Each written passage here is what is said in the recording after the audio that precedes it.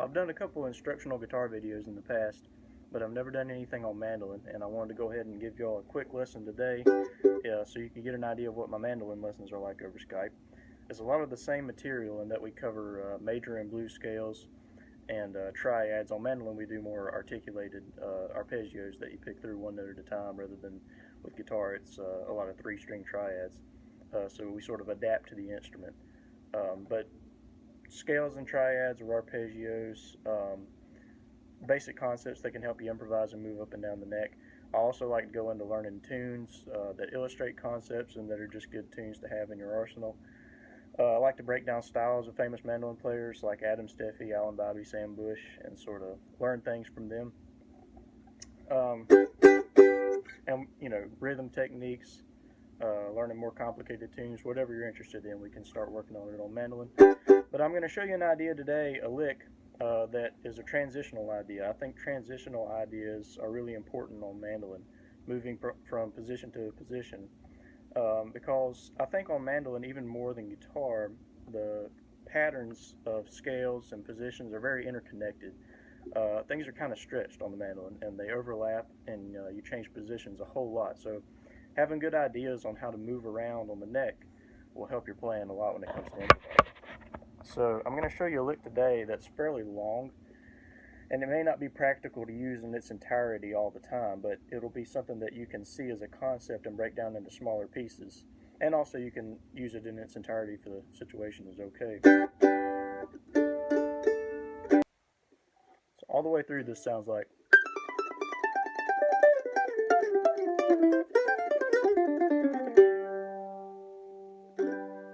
So what that does as a transitional lick, it takes us from two areas within the key of G. We start out playing, we're playing out of a major scale up here. It starts on the 7, the natural 7.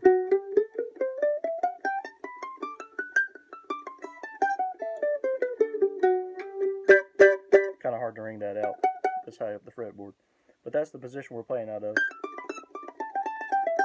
And then when we make it all the way through the lick, we're playing in the open position out of either this major scale,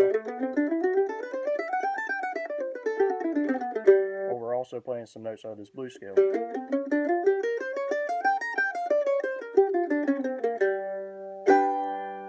So let me slow it down a little bit and we'll see how we get from A to B. So the beginning of the lick,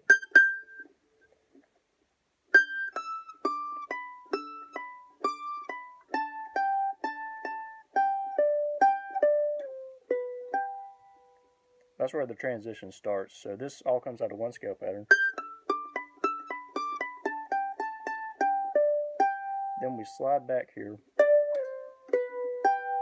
and form that double stop. That's just a little G double stop. Speaking in terms of music theory, we've got a 1 right here and a 3 here. We move that down 2 frets. That gives us sort of a flat 7 sound because we've got a flat 7 here and a 2 here. Now we go, this is sort of a G6 type sound. We've got a 6 right here and a 1 right here. And then we move this shape down 2 frets. And we've got a flat 7 and a 5, so we got the flat 7 sound again. And this is a 4 sound because we've got a 6 and a 4. It just sounds like a C chord. So, and then we play a lick to finish it. Kind of a Monroe inspired, moving into a Steffi inspired type lick right there.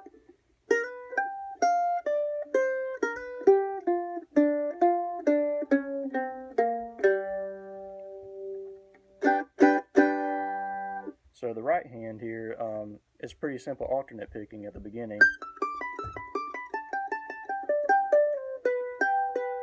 And then I'm sort of playing a weaving pattern where I'm playing a couple notes on the D string and 1 on the A string.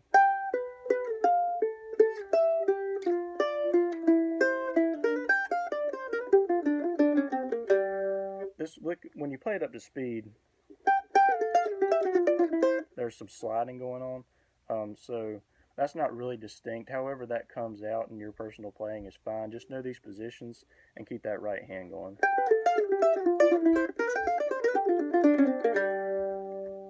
Alright, so that gives you, we just went across a lot of the fretboard there. Kind of an octave jump, really. So that gives you, like I said, that's a long lick.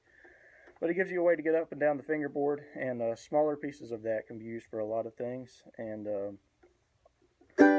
just sort of, and also we're using both major scales and blues scales in that side by side. So hopefully this gives you some good ideas in the key of G on mandolin, and hit me up for Skype lessons, and we'll talk about a whole lot more of them.